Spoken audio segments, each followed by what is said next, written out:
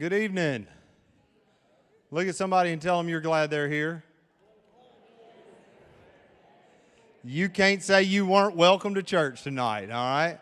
I'm glad you're here tonight. If anybody, I'm excited. I got to tell you, it's been a great week. I hope you're having a great week. This series that we're in and we've been walking through over the past several weeks, I want to tell you guys kind of where this came from because it's always fascinating to me. Of all the series we've done on Wednesday nights, I've probably gotten more messages, texts, comments about this series the past few weeks than I have anything I've done on Wednesday nights in a long time, which is fascinating to me.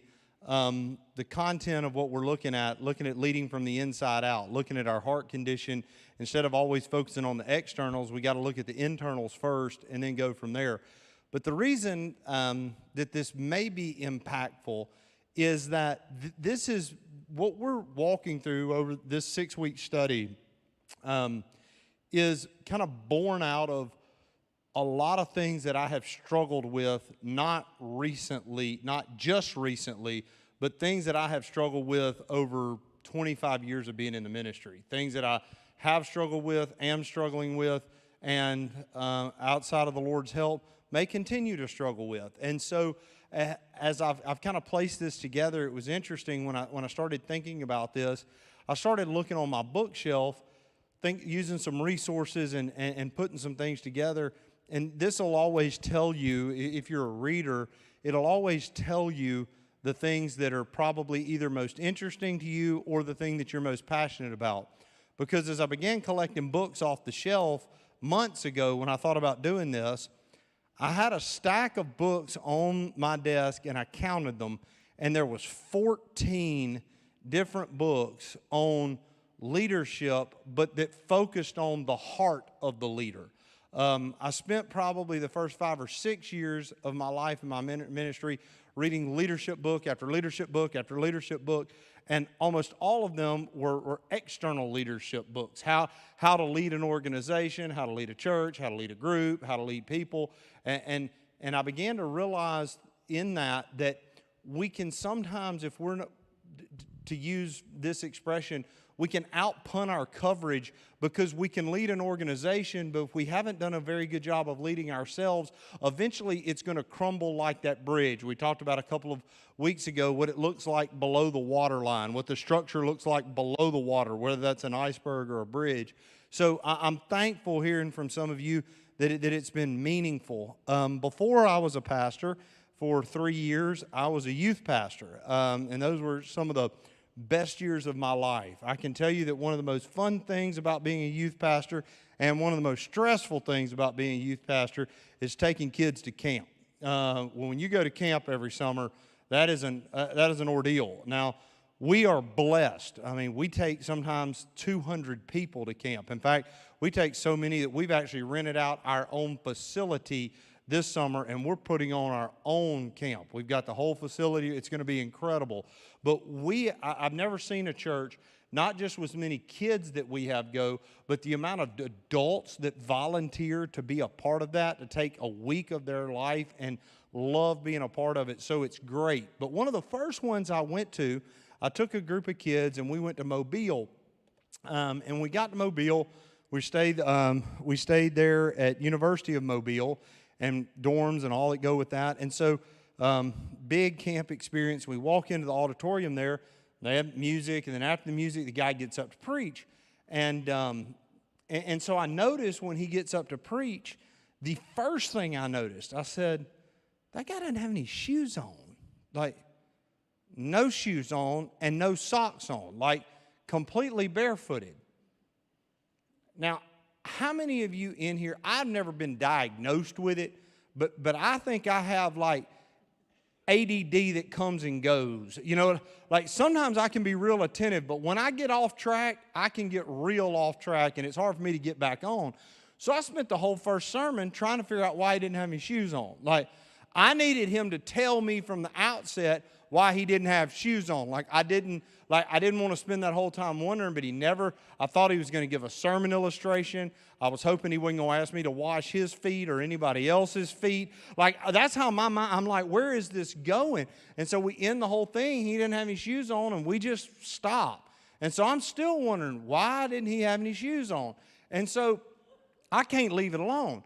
That next morning, we come back, camp pastor, same guy, gets up to preach. Still ain't got any shoes on. So now he still doesn't say anything about it. So I began to ask, I just need to know. It wasn't like I was mad. I mean, if you don't want to preach with shoes on, I think it's gross, but I was not offended. It wasn't like a style. I just couldn't get over it. And so I began to ask around. And finally I got the answer from one of the staff that he refuses to preach with shoes on. Refuses to preach with shoes on. And I said, well, what is the conviction behind that? And they said, Exodus 3. Exodus 3. I've read Exodus 3. If you haven't read Exodus 3, you can right now. Turn there. Go ahead if you got your Bible and turn to Exodus 3. And so when you get to Exodus 3, you're going to understand in just a moment. Some of you already know this passage. You're ahead of me already. But in Exodus 3, you'll remember that God called a man by the name of Moses. And Moses was going to be the one who was going to go to Egypt and go to Pharaoh and demand that Pharaoh let the Israelites go. And you'll remember, to make a long story very short, after 10 plagues, that he eventually lets the people go. They march away. Pharaoh changes his mind. Goes after the Israelites. That's when the parting of the Red Sea happened. God delivered them. The sea crashed down on the Egyptians, and they began their journey to the Promised Land, which should have been a very short journey and ended up taking 40 years. And you remember that. But prior to all that, while Moses is off in the desert and herding goats, you may remember why he was doing that, because he grew up as a prince of Egypt, but he was a Jewish child. Do you remember the story of Moses and the thatch basket? And he got placed in the water and was rescued by Pharaoh's daughter, raised and educated in Pharaoh's household. But what we find out is later on, what happens with Moses is he ends up witnessing something going on, and when he sees this event, his anger burns and he kills a man. But he didn't think anybody saw it, and he buried the body in the sand. But he finds out later that it had been seen, and Moses leaves and goes out to stay with his father-in-law and his wife way, way out in the bushes. And while he's way out in the bushes, this doesn't last a few months. This lasts 40 years. And so when Moses comes back onto the scene, even this scene, he's an old man. And so God has a plan for his life, but God has to get his attention. So in Exodus chapter 3, verse 1, we read, "Now Moses was tending the flock of Jethro." That was his father-in-law. It's a great name, Jethro. More people need to be named Jethro. He was tending the flock of Jethro, his father-in-law, the priest of Midian, and he led the flock to the far side of the desert and came to Horeb, the mountain of God. And there an angel of the Lord appeared to him in flames of fire from within a bush. Moses saw that the bush was on fire, and it did not burn up. So Moses thought, I'll go over there and see this sight, why the bush doesn't burn up. I'm glad there are other people in the world like me. He couldn't leave it alone. It just keeps burning and burning and burning, and then we get a summary. He said, I think I'll go check this out. So he goes, checks out the bush. Verse 4, when the Lord saw that he had gone over to look, God called from within the bush, Moses, Moses. Now, it's amazing. I think every mother in the Bible must have read Exodus chapter 3. Because if you've ever called your kid, you knew when you were getting it. If she had to call your name twice, you were in trouble. Any of y'all got a middle name? If my mama called your middle name, it was serious. Now, I grew up in a neighborhood, right? This little suburban area in Oak Grove and Hattiesburg. And the rule at my house, and I know it's different times. You can't just let kids do this. But from the time I got home, I had free reign. There weren't any cell phones. It was you could go as far as my feet or my bike would take me. As long as when the street lights came on, Didn't matter what was daylight savings time, what. When the street lights came on, I had 10 minutes. 10 minutes from the time the street light came on, and that little red line bicycle better be pulled back up in 105 Pinewood Drive, Hattiesburg, Mississippi, 39402. And if it wasn't in 10 minutes, my mother would walk to the end of our street, and where our driveway came out was on the top of a hill. And you could hear my mother screaming from our driveway, and it would bust out, and you'd hear, "Larry Wayne," all over the neighborhood. And boy, I'm telling you, I was getting it on that bicycle. I mean, y'all are all old in here. Y'all know what I'm talking about. Y'all remember that scene from E.T. where they took off? I mean, that's kind of what it would look like, me trying to get back to the house. And so I don't know what it would have been like for Moses, because we don't have any record that he'd ever heard this, that audible voice of God burning up bushes. Sometimes we read the Bible and we think, oh, well, they had these kind of experiences all the time. No, they didn't. Nobody walked by and azalea bushes were just blown up and burning and voices coming out like that. You say, well, that would be weird. It was weird for Moses. That was not normal. So we're getting kind of a condensed version here, and the parts that I like to think about when I do my own quiet time is what is going on in a man's brain when there is a bush that won't burn up, that's flames coming out of it, and you're hearing your own name called out twice, and in the midst of that, now you realize that this really is a holy moment, and Moses says, "Here I am." I don't guess he knew what else to say.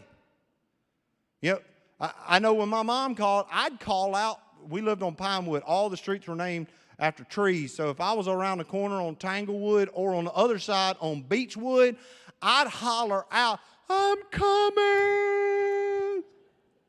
All I knew to say. All Moses knew to say was, "Here I am. I'm right here." And God says, "Don't come any closer. Take off your sandals, for the place where you are standing is holy ground." He said, "I am God, the God of your father, God of Abraham, the God of Isaac, and the God of Jacob." And at this, Moses hid his face because he was afraid to look at God. Now, why this fellow thought everywhere he preached his shoes needed to come off, I don't really know. But what I can say is that there was a moment there that was so reverent, so holy, so powerful, so in awe of God, that once Moses did realize where he was standing, it wasn't just his shoes that came off. He was afraid to even look at the face of God. He was afraid to even look up because he recognized how powerful the moment was. When we talk about leading from the inside out, my fear sometimes for my own life is that I am missing holy moments. I am missing God-ordained times. Bradley and I have done a lot of revivals together over the years, and he hadn't sang it in years. I hadn't heard him sing it in a long, long time, but he used to sing. It's an old song that Bradley used to sing, and the song was, "I Hear the Lord Passing By." And there's a line in that song that says, "I hear the Lord passing by. This could be my visitation." I hear the Lord passing by. Some of you may remember the old hymn, "He hideth my soul in the cleft of a rock." What we don't want to do in our lives is be living so fast or either so much on autopilot that even if a bush was burning, that even if the Lord was calling out, you are missing holy moments. And if that's happening, you're going to end up leading from a place of hollowness. And so I want to talk about some very practical things tonight that when we look at our lives that I think are going to help us to know, is there a possibility that you may be missing some holy moments, missing some opportunities to grow? So you've got your list here. Does everybody have a sheet of paper? If you don't, it's okay. We'll get you one. Anybody need one? Oh, over here. Somebody mind hooking him up? Justin, you grab him a sheet. Anybody over here needs one? Wes Holmes is dying to get you a sheet. If you need one, he'll be happy to do it. Brady Jones over here, he'll jump right up and grab it for you right now. Anybody need one? All right. as y'all are kind of getting those, when you think about the word time, do you view time as your as a best friend, or you do view time as your worst enemy? How do you, when you think about time, what is your immediate thought when you think about time? The way we describe time is we often say, I don't have enough time. There's not enough time. There's not enough hours in the day. I just didn't have enough time to get to it. So how much time do you have? How much time do you have? You've got the exact same amount of time everybody else has. That's true for everybody. I don't care how poor you are. I don't care how rich you are. I don't care what your job is. You've all got the exact same amount of time. There are 24 hours in a day. There's 7 days in a week. There's 52 weeks in a year. There's 365 days in a year, except for every fourth year, and you get an extra one. That's how much time you've got. Now, as far as your amount you have in life, that obviously varies, and none of us know the answer to that. The clock's ticking on all of us. But when it comes to time, I've learned that when someone says, I don't have enough time, what they really mean is, I don't value what you're talking about enough to make time to do it. Let me give you an example. I don't have time to exercise. What that really means is I have other things I want to do or need to do, so I'm not going to make time to do that. I hear it all the time. Our family's just busy. So, we don't have time to get to church. I got time to figure out a whole lot of other things. Time for the ball field. There's always time for other things in our life. So when we talk about time, we need to realize what we're actually talking about is how we prioritize time. And time is either viewed as our best friend or our worst enemy. So let's talk about some lies that a lot of people believe. Killer lies, I'm calling these. Number 2. Killer lie number 1. These are letters A through F on your sheet. Killer lies. Number 1, and I really like this one. You are individually responsible for the entire world. That is absolutely a lie that a lot of people, they never admit that, but deep in our heart, we wonder how the world would keep spinning if we didn't do this, this, and this. And then somebody dies. Not just somebody close to you, just somebody. And it's kind of sobering. I saw, I guess yesterday, Dick Cheney died. Did y'all see that? He used to be the Vice President of the United States. Very important man. Critical, made a lot of decisions. And the world kept right on spinning. And that's no knock on Dick Cheney. That's just, it kept right on spinning. The news cycle kept right on going. And so sometimes if we believe that press, it's out of actually kind of an egotism that we believe that we are solely responsible. And so that's one thing that can kill you. Letter B, time is running out. You have too little left. Well, most people that buy into that too hard end up not making the most of the time they actually have, because it's like, I know none of you watch soap operas. No, none of y'all would do that. I don't think any of y'all have those set to record or watch those. But my grandmother, what do you call you? Is that your grandmother-in-law? My wife's grandma, whatever that is, all right?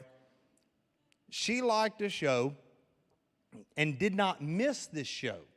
Recorded it on VHS and Betamax. Any of y'all remember Betamax? She had a Betamax, recorded this show.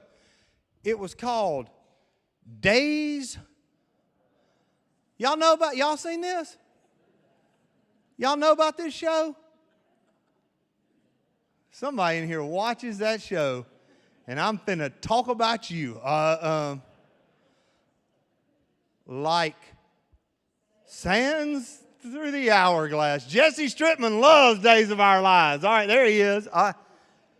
Like sands through the hourglass, these are the days of our lives. Yes, technically, every day we are getting closer. But remember this. you don't just have the amount of time left until you expire. You have eternity. You've got eternity. And when we think about life in terms of not just now, but eternity, I think that helps. Letter C. Here's a big lie. You must be available for everyone all the time.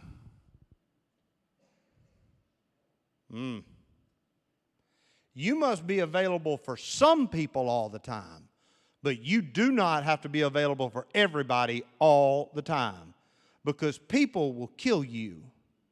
They will wear you out, they will wear you down, and they will act like they care about you. But there are some people that as long as they're getting what they want out of you, they don't really care about you. They just want what they want out of you, and you've got to have enough discernment in your spirit to know that sometimes it is okay to say no. We talked about that last week, but also to set some guardrails and some boundaries, because some of the reason that some of you continually get used and abused by people is you continue to let people use and abuse you. Now, that's a hard word, but at some point it quits being their fault and it starts being your fault. You must always be available for everyone at all times. Lie D. Rest and leisure are second-class uses of time. Now, if somebody hadn't taken a note in years, you're about to take this note. Some of you need to take a holy nap.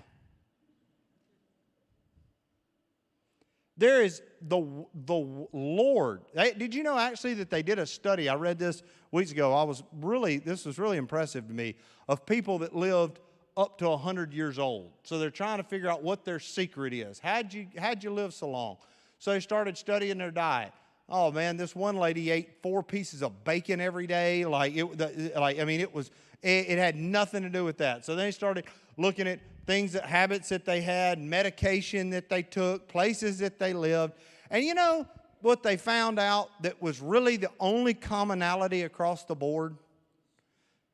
One was they had meaningful relationships all the way up until the day they died. In other words, they had people around them that made life worth living.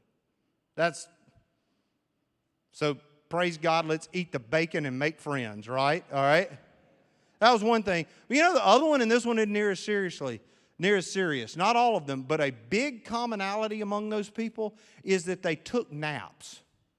Not just when they were old, but even when they were younger, that they would take short, not sleep all day, but they would find a way that they would shut down for a few moments, and in the midst of that, re-energize. Sometimes you need to be honest enough to say, I need a day, I need a weekend, I need some time. Rest and leisure are not always second-class uses of time.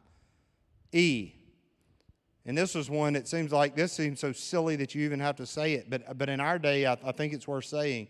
It's heroic to have a breakdown so you can prove to everybody how hard you worked. There really are some people that I think that proves something to someone, that you've spent yourself so hard that you had nothing left. That is the dumbest thing I have ever heard in my life. That somehow you're going to get some kind of credit for breaking down. And so one of the things I've realized in my own life is, and I don't know how long the Lord's going to leave me here. He may return while I'm speaking this sentence, or I may fall out while I'm preaching this message. I have absolutely no idea. But what I do know is that as long as I am here, I want to be of use to the people that God placed me around. And if I absolutely break down and burn out, I'm no good to my family, I'm no good to my church, I'm no good to my friends. So understanding that, recognizing that we are pacing ourselves, that life isn't always a 100-yard dash, but it's more of a marathon. If your family must learn to sacrifice all the time, that's a lie. Man, I had a pastor tell me when I first got in ministry, and this has just stuck to my bones. He said, you need to minister most to the people that will be around your casket when they lower you in.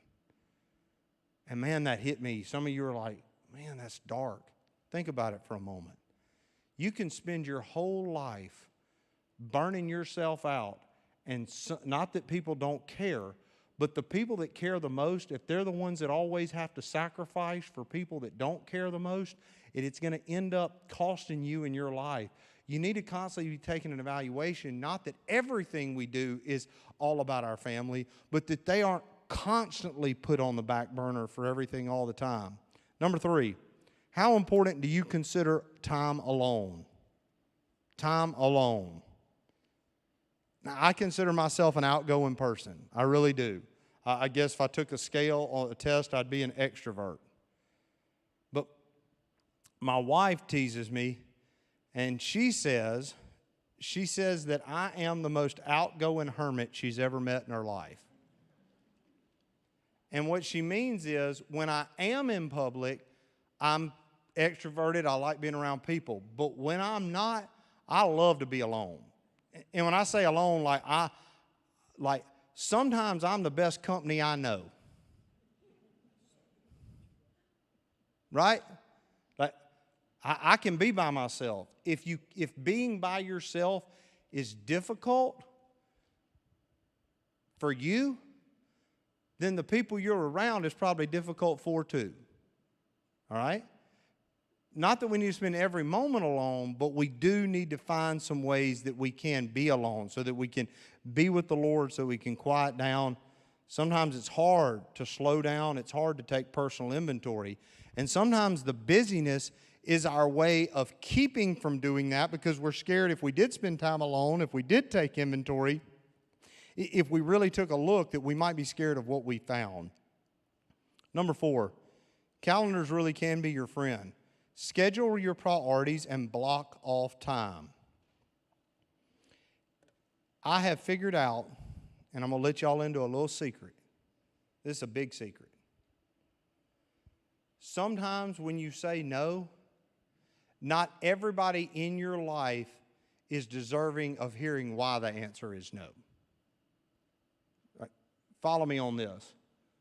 If my wife asks me to do something and I just say no, that's not okay.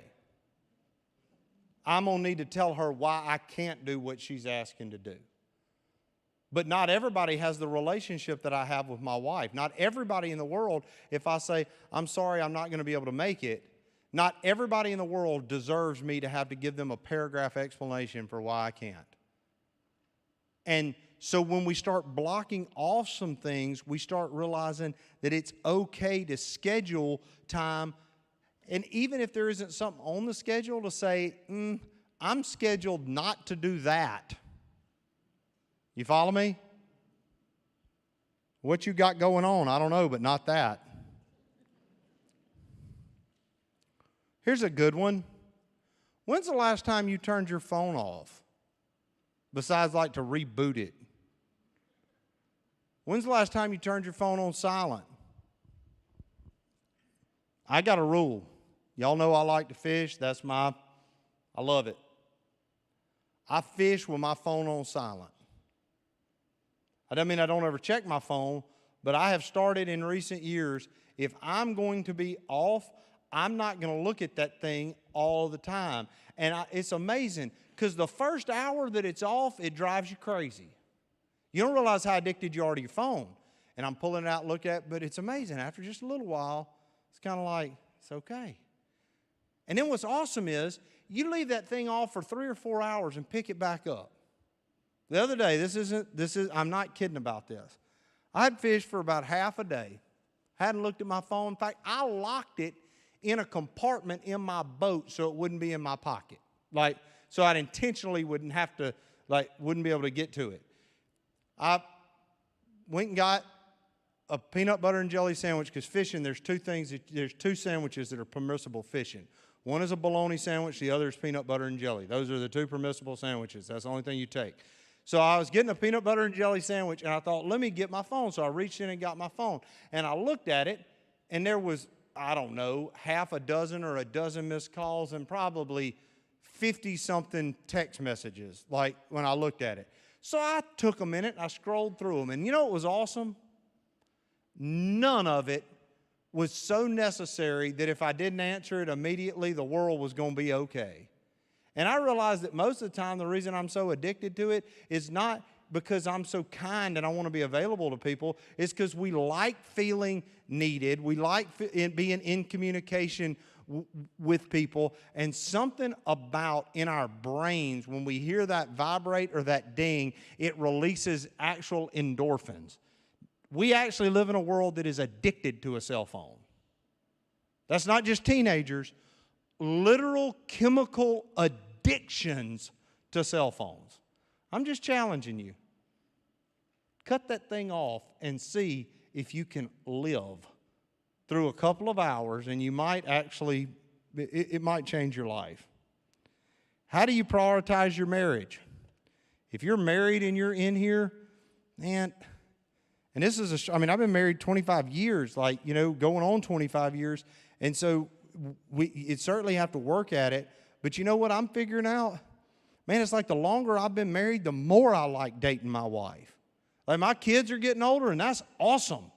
Like, I don't have to find a babysitter. I can go do stuff with her. I've got teenagers, and I love them like I really do, but every now and then I'll look at her and I'll be like, hey, let's go out to eat, and I don't want them to come. Like, I like them. I'll do whatever. I'm going to make sure they eat. I'm going to get them something, but I don't want them to come. And I like that, and I think sometimes we've got to figure out ways to say, I'm not saying it has to be extravagant. We might ride to Brookhaven and get a dip cone. That's a holy moment, by the way.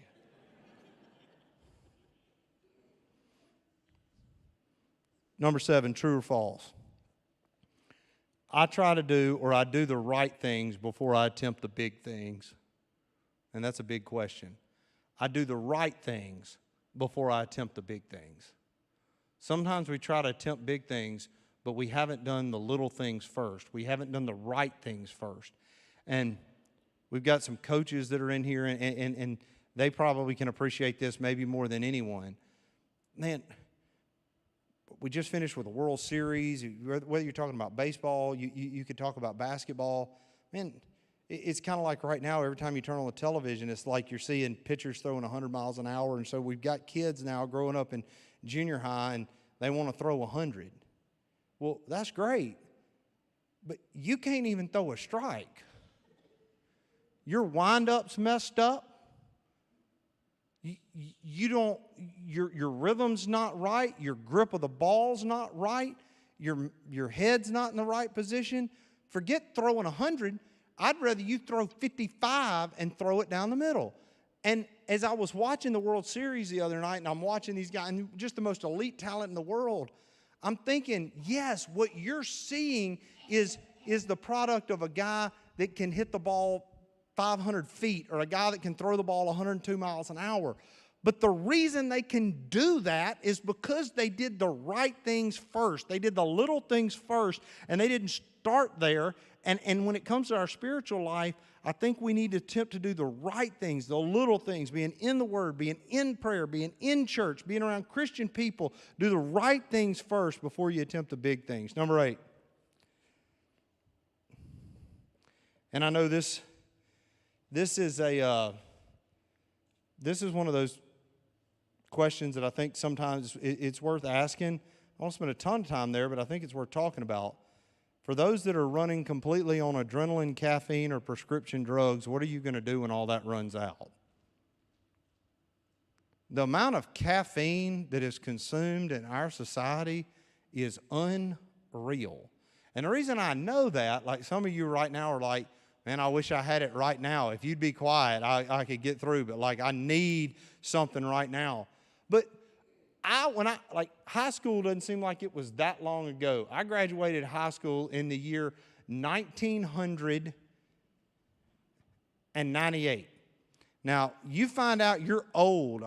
My daughter was in the kitchen the other day, and somehow my graduation year came up, and she started laughing. I said, what are you laughing at? And this is what she said. You graduated in the 1900s. And I thought about it. I was like, well, yeah, you weren't even born in that century.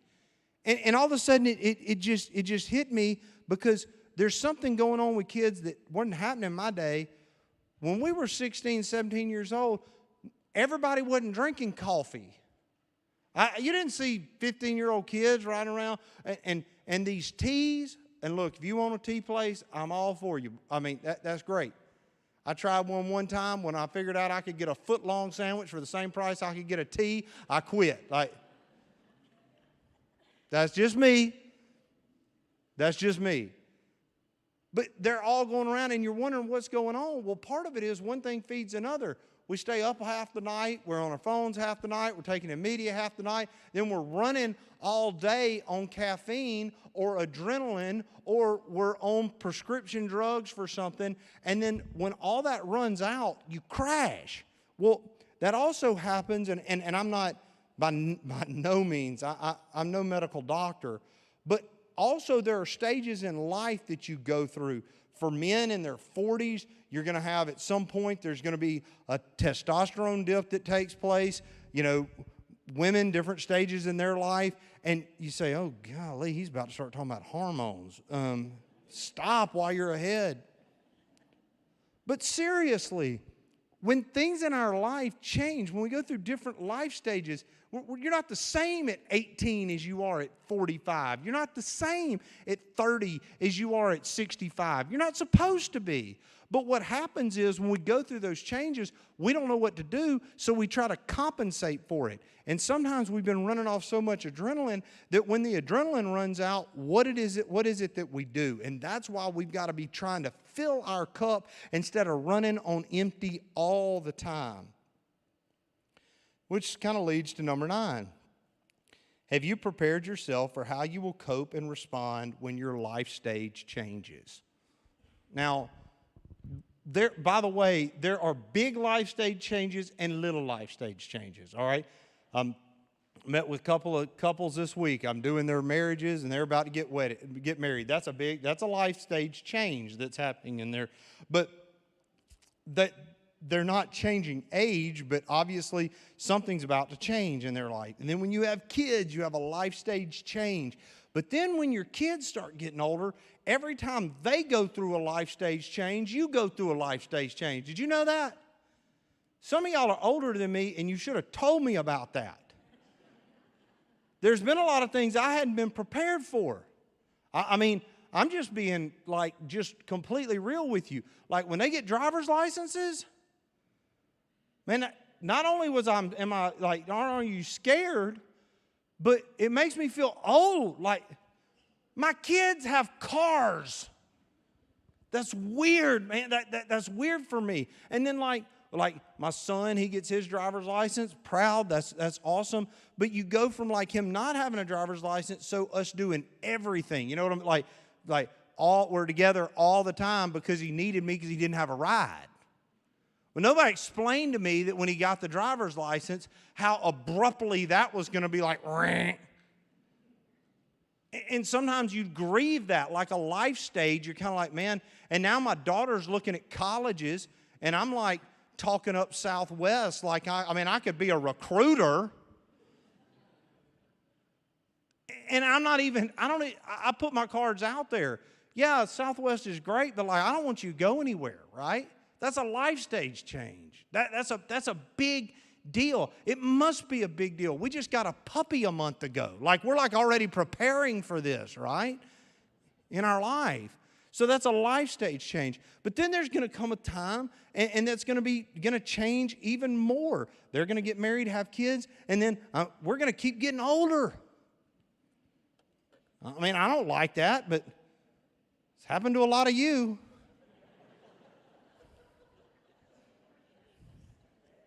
Y'all won't warn me about any of that either. Y'all just let me figure it out, right? And it's not that that's the end of the world, but I think we've got to realize that if we aren't finding our solace, if we aren't finding our comfort in the Lord, then when those life stage changes come, you're not going to be ready for that because you've put all of your eggs in a basket, even if that's your kid's basket. Man, kids make a bad idol, right? That's a bad God. And when that changes, when when things change in your life. So that's one of the things where we got to be looking internally so that as we mature, as we grow, as we age, we're doing that in a healthy way where one day we don't end up just being crotchety old people. Because just because you're old, I used to think when I was little, all old people were sweet. Because my grandma was sweet. And that's the only really old person that I really knew. And then I realized, man, there are a lot of old people that are not sweet people. They're old, bitter people. And I don't want to be that. I want to be a cool old dude. Right?